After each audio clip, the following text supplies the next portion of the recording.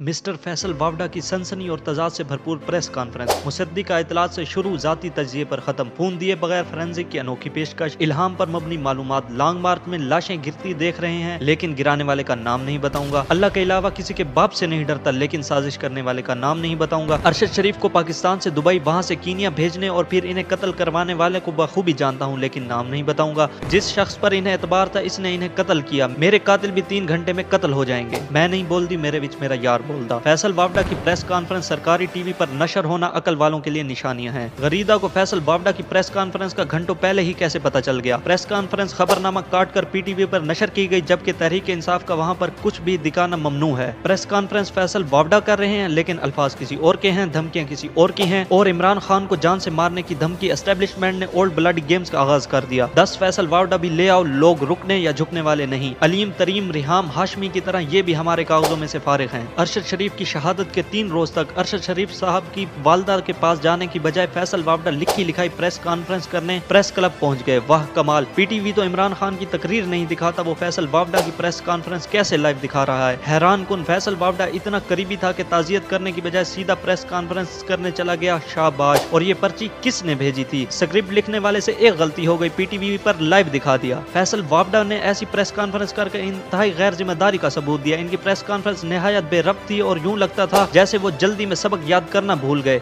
लेकिन इनको हर चैनल पर लाइव दिखाने के लिए जो जतन किए गए, इसने इस ड्रामे के सब किरदारों को बेनिकाब कर दिया है। फैसल वावडा की प्रेस कॉन्फ्रेंस सिर्फ और सिर्फ लॉन्ग मार्च को कमजोर करने के लिए थी और ये फैसल वावडा नहीं, 2-3 और भी वावडे हैं जो वक्त आने पर इस्तेमाल होंगे और ये तासुर दिया जाएगा कि पीटीआई के अंदर दरार आ गई है। खान साहब ने इस दफा जो प्लान बनाया है लॉन्ग मार्च के हवाले से वो बहुत कमाल है। खान साहब ने इस बार लॉन्ग मार्च के लिए वर्कर्स और अवाम को निकालने की जिम्मेदारी एमएनएज, एमपीएज और मिनिस्टर्स की बजाय डिस्ट्रिक्ट ओहदेदारान, इंसाफ यूथ विंग, इंसाफ स्टूडेंट फेडरेशन, इंसाफ लाइफ फोरम के ओहदेदारों को दी है। मतलब अगर हमारे तमाम एमपीएज, एमएनएज वावडे बन जाए, लॉन्ग मार्च पर घंटा भी फर्क नहीं पड़ने वाला। और रही बात फैसल वावडा के मुस्तकबिल की, वो आप जहांगीर तरीन, अलीम खान, जावेद हाशमी, ऐशा गुलालाई की आज सियासी हालत देख कर लगा सकते हैं। फैसल वावडा की प्रेस कॉन्फ्रेंस का खुलासा, अब्बू कह रहे हैं अब्बू घर नहीं है। फैसल वावडा के पास जब सारे सबूत मौजूद हैं तो तहकीकाती टीम कीनिया भेजकर कौम के पैसे क्यों बर्बाद किए जा रहे हैं? कल फैसल वावडा ने प्रेस कॉन्फ्रेंस की, इसके फौरन बाद नवाज शरीफ और मरियम नवाज मीडिया पर आ गई। ये समझते हैं कि लोग बेवकूफ हैं, अब आपके सारे करतूत हम जानते हैं, बेवकूफ किसी और को बनाओ। फैसल वावडा की प्रेस कॉन्फ्रेंस पीटीवी पर चली, वरना परवेज इलाही का हलफ पीटीवी पर नशर नहीं होता। ये लॉन्ग मार्च से डर गए हैं और लोगों को डराना चाहते हैं, मगर अवाम वावडा या किसी की बातों में नहीं आएगी। लॉन्ग मार्च होगा और कप्तान इंशाल्लाह कामयाब होगा। इस कॉन्फ्रेंस की हकीकत महज यही है कि इदारों ने अवाम को ट्रक की बत्ती के पीछे लगाने के लिए एक नया शोशा छोड़ दिया है ताकि लोग इदारों से सवाल करने की बजाय सोशल मीडिया पर आपस में गुत्तम गुत्ता हो। अवाम को पहले ही इल्म है कि अरशद शरीफ को किसने और क्यों मरवाया, लेकिन एन इस वक्त पर जब अवाम इदारों से सवाल पूछ रही है